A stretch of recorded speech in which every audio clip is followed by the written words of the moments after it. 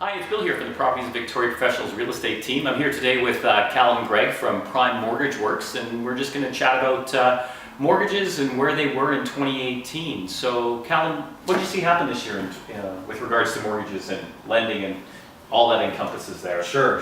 It was quite a big year for change in the mortgage world, and certainly the real estate industry at large in Canada.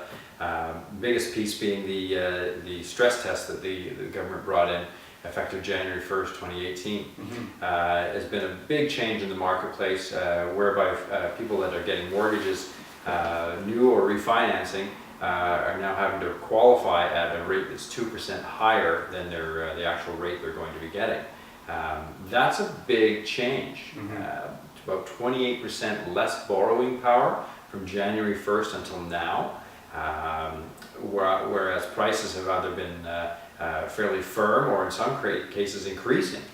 So a big change for this year. Yeah. Over the last 10 years, we've seen a lot of changes from 40-year amortization with 0% down to where we are today with 5% down and 25-year amortization. Would you say what happened in 2018 from a regulation change was probably the most effective or most caused the largest change within the lending world? Absolutely. I mean, we've had a succession of mortgage rule tightening over that last decade since the credit crunch in 2018.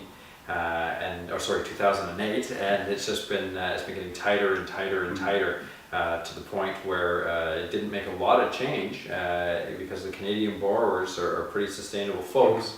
And then this year, of course, has been that stress test, which really capped off a sizzling real estate market in the last couple of years. Yeah, over the last 2 years, we've seen appreciations, particularly in 2016 and 2017, and probably halfway to 2018, we saw a market increase in pricing. And over the last 6 months, we've seen prices stagnate or maintain flat.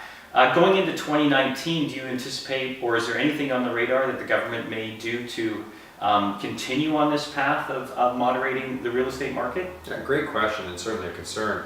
For the most part, the government is saying there's no rule changes coming. I think they've done just fine in 2018.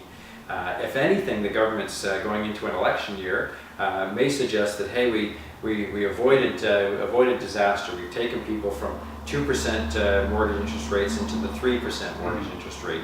The Bank of Canada talks about their neutral rate somewhere in the 4% range.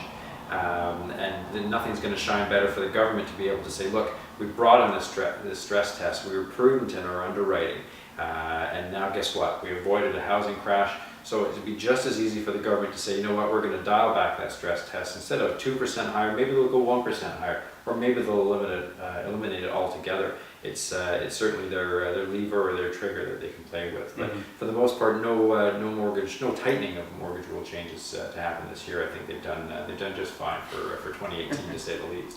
Where do you think you'll see rates into 2019? Sure. So again, dovetailing into that all the rules, the most recent rule change in 2018, I think we're going to see things for the most part flat.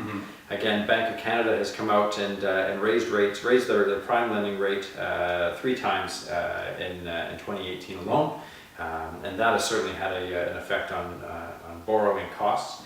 And I think they're taking a wait and see approach to see how that all floats into Canadian families and the Canadian borrower.